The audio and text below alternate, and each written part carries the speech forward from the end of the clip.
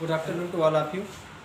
आज class 9th का ये आपका इंग्लिश पोएम का पहला क्लास होगा, जिसमें आप सबसे पहले देखेंगे पोएम का पहला lesson the mountain and the squirrel.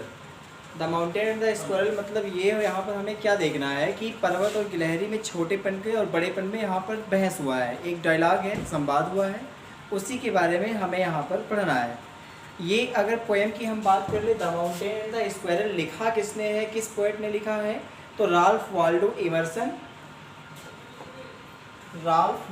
Immersion के द्वारा ये लिखा गया है। आपसे मैंने कल भी बताया था कि इस पोएम में आपको, इस पूरे सिलेबस में आपको ध्यान देना है कि पोएट के नाम और पोएम के नाम, लेसन के नाम और राइटर के नाम इतना ज़रूर लर्न किए रखिएगा, क्योंकि आपका कंप्रिहेंशन में एक क्वेश्चन आता है और क्वेश्चन अगर आएगा वो छूट जाएगा अगर आप नहीं लर्न करेंगे। आइए, आज हमें इसके हमने कल बताया था आपको कि आज हम इसके अर्थ को जानेंगे कि इसका ट्रांसलेट क्या होगा, कैसे इसका पूरा क्या थीम है, इसके बारे में हमें जानना है। The mountain and the squirrel is a dialogue between mountain and the squirrel. Mountain and squirrel जो है, ये पोएम जो है, ये पर्वत और गिलहरी के बीच का एक संवाद है। दोनों आपस में अपने बड़ेपन का और छोटेपन का दिखावा करते हैं कि हम बड़े हैं। गिलहरी कहती है कि ठीक है आप बड़े हैं, कोई बात नहीं, लेकिन इस दुनिया में हमें सबको बराबर का दर्जा देना चाहिए।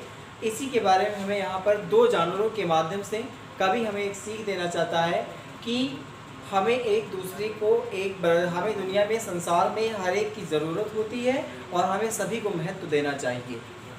आइए एक एक करके, एक एक लाइन करके, एक एक स्टैंजा करके हम पूरे स्टैंजा को देखेंगे। आज हम 2 स्टैंजा देखेंगे और फिर उसके बाद कल 2 स्टैंजा देखेंगे। देखिएगा, mountain and the squirrel had a quarrel.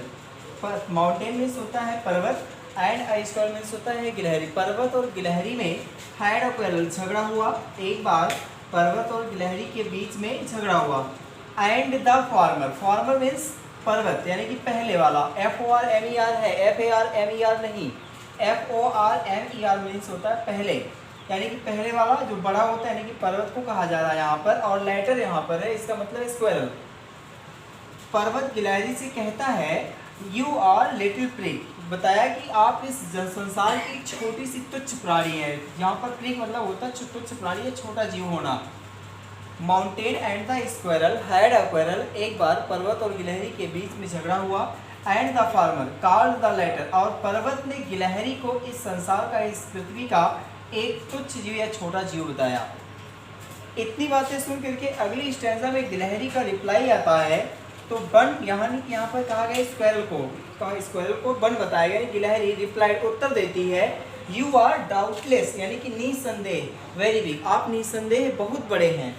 But all sorts of things, sorts means यहाँ पर होगा प्रकार, काइंड्स ऑफ थिंग्स, लेकिन सभी संसार की सभी वस्तुएं, एंड वेदर, और जो संसार में जितने भी मौसम हैं, यहाँ पर हम ऋतु को लेंगे,